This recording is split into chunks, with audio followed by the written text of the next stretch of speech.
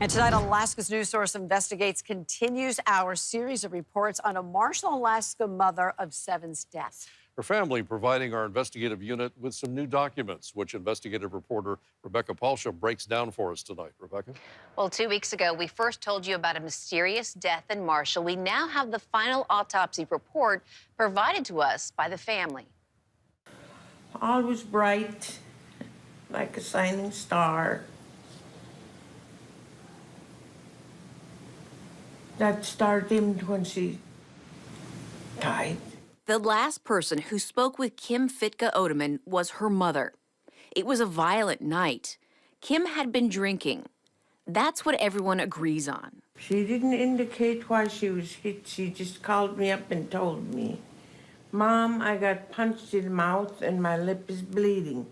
Then she goes, "Oh, I gotta go stop a fight." That's the last time anyone heard from Kim. It was June 15th, a dangerous night in the village of Marshall, a place where less than 500 people live along the Yukon River. Well, there was a lot of shootings going on, I guess, and other violence that was happening, like the night before.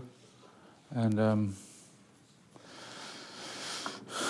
I think that's maybe what they were talking about. I think there was a stabbing that happened, and somebody got shot.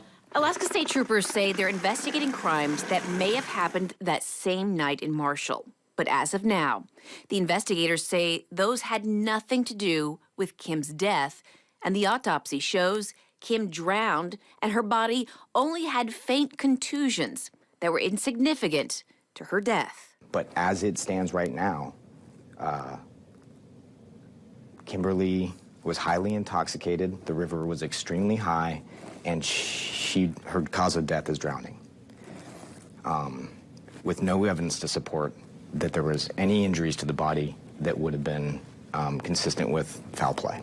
Why believe that when you weren't even there to investigate what happened? Wouldn't you be suspicious too? Those suspicions run deep. You know, when my daughter went missing, the thoughts that were going through my head is, does my daughter's life matter? They say they know who killed Kim.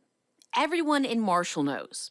And the troopers would too, the family says, if they had done a thorough investigation. We've been expecting for the last 6 months to get a proper investigation on what's going on, what happened. Hopefully they'll find out what happened to her, my daughter. She wouldn't just fall into the river and land 115 miles down the river for no reason. Something had to happen. But troopers insist they checked every lead and concluded that what happened was clear from the autopsy and the investigation. She was a .290 on BAC, her blood alcohol content, and she had high levels of isopropyl alcohol in her bloodstream as well, which means she was ingesting either hand sanitizer or rubbing alcohol. And that comment further infuriates the family. You know, we were surprised that the trooper said she ingested those items that he had said over the air.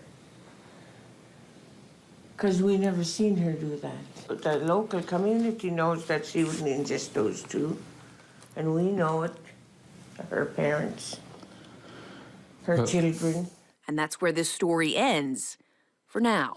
We're not stopping until we find out what happened to her. The Alaska State Troopers tell us they have no plans to return to Marshall to continue the investigation, but will if the family provides new evidence.